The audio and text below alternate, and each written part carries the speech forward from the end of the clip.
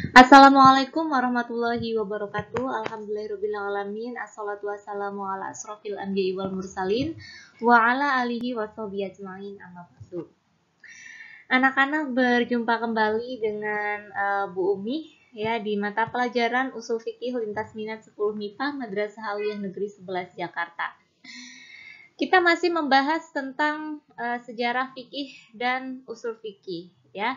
Sudah Ibu jelaskan ya, meliputi fase pertumbuhan, kemudian fase perkembangan, fase formulasi dan sistematisasi. Nah, ini yang keempat adalah fase stagnasi, dan yang kelima nanti sekaligus akan kita bahas, yaitu fase kebangkitan kembali. Nah, bagaimana sih karakteristik perkembangan fikih dan usul fikih pada fase stagnasi ya.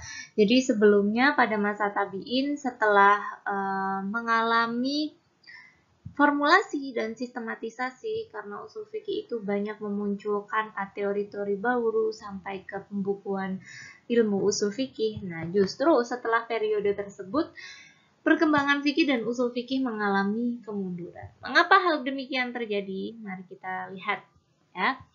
Jadi fase ini terjadi pada tahun 350 Hijriah sampai dengan akhir abad ke-19 Hijriah. Disebut sebagai periode kemunduran pemikiran usul fikih ya. Kenapa nih? Yang pertama ya, penyebabnya adalah timbulnya taklid. Taklid itu hanya ikut-ikutan. Semangat menulis kitab menurun, karya yang dihasilkan hanya sebatas syarah dan muhtasyar. Jadi pada masa ini itu hanya dilakukan ringkasan ya, meringkas dari kitab-kitab sebelumnya. Jadi tidak ada pembaharuan keilmuan.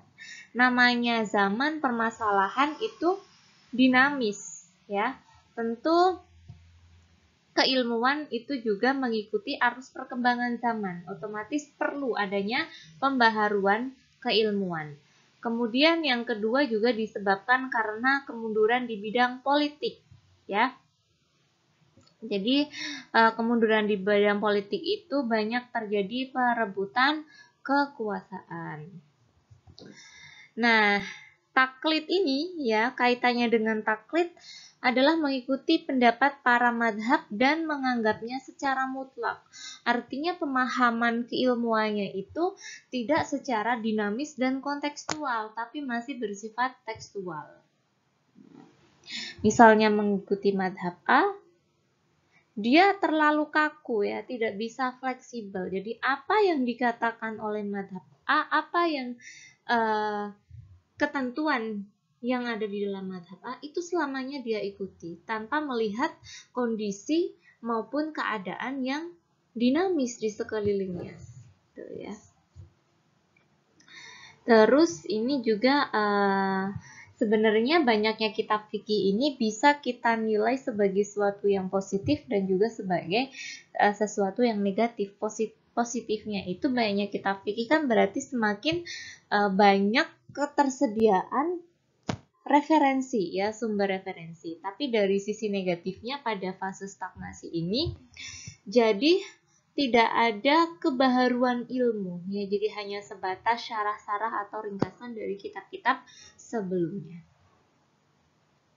Itu adalah gambaran dan karakteristik perkembangan fikih dan usul fikih fase stagnasi. Nah, coba kita lihat setelah fase stagnasi ini, kemudian seiring berjalannya waktu ada fase kebangkitan kembali ya, atau kita sebut dengan gerakan pemurnian ajaran Islam yang dimulai dari tahun 13 Hijriah atau abad 19 Masehi sampai dengan saat ini. Jadi periode saat ini tergolong periode kebangkitan kembali. Lah, apa aja karakteristiknya? Semangat tajdid untuk melakukan ijtihad. Kalau tadi di fase stagnasi itu tidak ada semangat ijtihad, hanya banyak ulama-ulama yang taklid, tidak ada pembaharuan ilmu. Kemudian munculnya kembali jargon kembali kepada Al-Quran dan Sunnah, munculnya kembali pintu ijtihad ya. Jadi semangat ijtihad para mustahid untuk mendiskusikan, melakukan pengkajian keilmuan ya, meneliti, kemudian menelaah berbagai dalil-dalil syara dan sebagainya. Gitu intinya, kebangkitan yang ada pada masa formulasi dan stagnasi ini dicoba ya, dihidupkan kembali, bahkan dikembangkan kembali pada masa sekarang ini, melihat berbagai permasalahan seiring dengan perkembangan zaman yang semakin kompleks ya. Nah, di sini juga ada berkembangnya tasri pada masa modern. Tasri itu adalah pembuatan hukum atau peraturan. Seperti halnya di Indonesia itu ada kompilasi hukum Islam, gitu ya. Nah, internalisasi ya dari fase kebangkitan kembali ini, kalau di Indonesia ada Majelis Ulama Indonesia sebagai forum para mustahid ya, untuk berijtihad terhadap suatu permasalahan hukum yang belum ada keterangan secara jelas pada dalil-dalil syara. Kemudian juga ada Majma' al-Buhus al-Islamiyah ya. Itu merupakan ijtihad kolektif yang sudah dilembagakan dalam bentuk forum oleh organisasi-organisasi Islam internasional. Ya, jadi kita sudah tahu dari fase yang pertama sampai dengan fase yang kelima, dari fase pertumbuhan, perkembangan, formulasi dan sistematisasi, fase stagnasi sampai kepada fase kebangkitan kembali perkembangan fikih dan usul fikih ya. Jadi banyak sekali ini ya, ilmu fikih dan usul fikih itu adalah ilmu logika.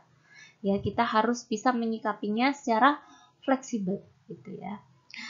Baik anak-anak, semoga apa yang Ibu sampaikan bisa kalian pahami dan menjadi ilmu yang barokah dan manfaat. Kurang lebihnya mohon maaf.